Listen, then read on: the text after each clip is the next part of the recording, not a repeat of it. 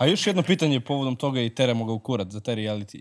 Jel ste vi kontrolisani unutra? Koji je sistem? Ili vas bace kao free for all? Nemaš. Ti si tu, brate, svi uglavnom pitanja koje su najčešće na ulici i kad sedim s ljudima koji me znaju sveta realitija. Ima para od toga kao za TikTok. Ima, znaš, to pitaju ljudi, imali para, pitaju oni koji ne ulaze malo u srž. Neko koji je malo nekako tako srž, pitaju jel tu postoji scenariju, jel tu stereo ili pričaju upravo ono što si ti pitao, da li ono što vi radite neko priča, ne. Ti si unutra ubačen i ne postoji nikakav scenariju, ne postoji. To su samo životinje, brate. Ti si ubačen u stado, brate. Tu se varaju, tu se karaju, tu smrde, tu prde, tu je. Tu ova bre, jedu, brate. Govna je ispadala, ti si mi pričao nešto, brate.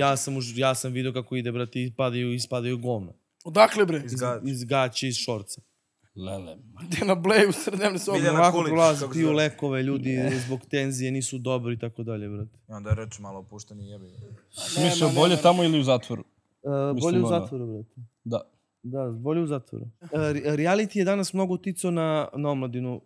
Čime se vodimo i kako to da skontamo. Neke mlađe generacije, devojke koje ulaze, da ih ne imenujem, na primjer Milica, imenovaću je,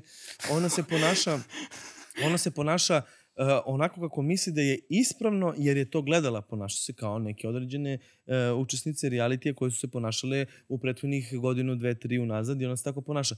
A ona je dobila priliku da budu u realitiju. Ajde sad da gledamo oni koji gledaju reality i nisu unutra, a kako žele da se ponaša i šta žele da budu.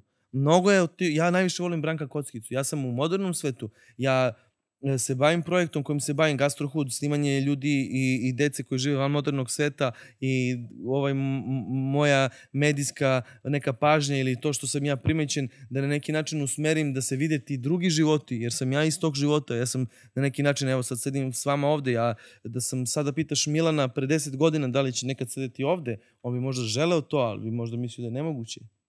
Naravno, bre, evo te. Pa, brate, porastao si, evo te, mislim, ono kao... I to je to, jer... Kad ti Andrej objasni, znaš, si sad će ozbiljna glava.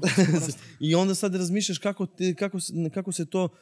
kako utiče na te ljude. I ja sad želim da na neki način imam taj influence na decu koja mene prati, na omladinu koja mene prati, na neke druge stvari. Moj uticaj je jako mali, jer su medijski oni izmanipulisani mnogo velikim i drugim stvarima, ali uz pomoć vas koji ste mene pozvali ovde i uz pomoć ljudi koji to prepoznaju, ja imam snagu da se i dalje borim.